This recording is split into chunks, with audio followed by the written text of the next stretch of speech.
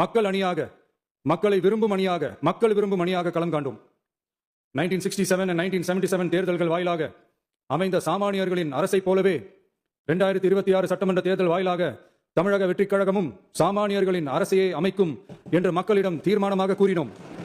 மக்களும் நம் மீது நம்பிக்கை வைத்து தீர்மானமாக வாக்களித்தனர். வாகை சூடும் அந்த வரலாறு திரும்பியது. விசில் அலை வெற்றி அலையாக மாறியது. ஒரு விரல் புரட்சி விசில் புரட்சியானது.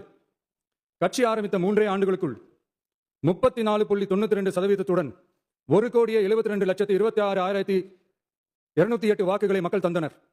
தமிழக வெற்றிக் கழகத்தை தனி பெரும் கட்சியாக சட்டமன்றத்திற்கு அனுப்பி வைத்தனர்.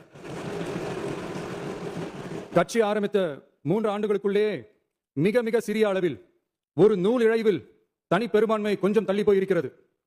அதனால் இந்த அரசை சிறுபான்மை அரசு போல யாரும் நினைத்தால் அதிலும் எங்களுக்கு மகிழ்ச்சியே. நாங்களே சொல்கிறோம், இது சிறுபான்மை அரசுதான். சிறுபான்மை மக்களுக்கான பாதுகாப்பை உண்மையாக நிலைநாட்டும் அரசுதான்.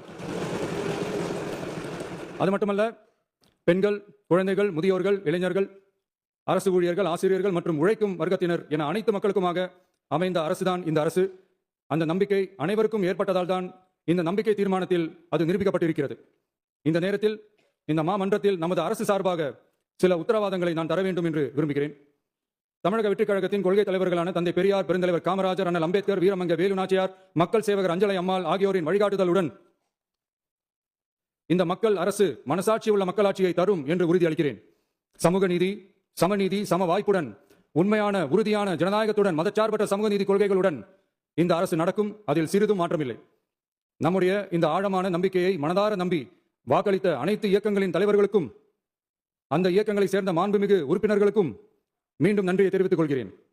எம்மதமும் நம் மதமே, எல்லா மக்களும் நம் மக்களே, இதில் வாக்களித்தவர்கள் வாக்களிக்காதவர்கள் என்ற பாகுபாடே இருக்காது. இது எல்லோருக்குமான அரசு. இது சாமானியர்களுக்கான அரசு. இது சாதி மத எல்லைகளை கடந்த அரசு. இது பாகுபாடு காட்டாத அரசு. இது பண்பாடு காக்கும் அரசு. இது பண்பட்ட அரசு. அரசியல் காரணங்களுக்காக யாரையும் எதற்காகவும் புண்படுத்தாத அரசு. இதையெல்லாம் போக போக புரிந்து கொள்வார்கள். எனவே துள்ளி எழுந்து பதில் சொல்வதை விட எதிலும் துணிச்சலுடன் செயலாற்றி வெற்றி பெறும் அரசு இது. பதவிக்காக, அதிகாரத்துக்காக அமைந்த அரசு அல்ல. நம்பிய மக்களுக்கு நன்றி கடன் செலுத்துவதற்காக அமைந்த அரசு. அதிகாரம் காட்டி மிரட்டும் அரசு அல்ல. அனைவரையும் அரவணைக்கும் அரசு. எவர் மீதும் வெறுப்பு காட்டும் அரசு அல்ல. எல்லோரையும் விரும்பும் அரசு. மக்களே முக்கியம். மக்கள் நலன் மட்டுமே முக்கியம். அதுவே எங்கள் ஒரே நிலைப்பாடு. எனவே மனசாட்சி உள்ள மக்களாட்சிக்கு ஆதரவளித்த அனைவருக்கும் மீண்டும் என்னுடைய நன்றியை தெரிவித்துக் கொள்கிறேன்.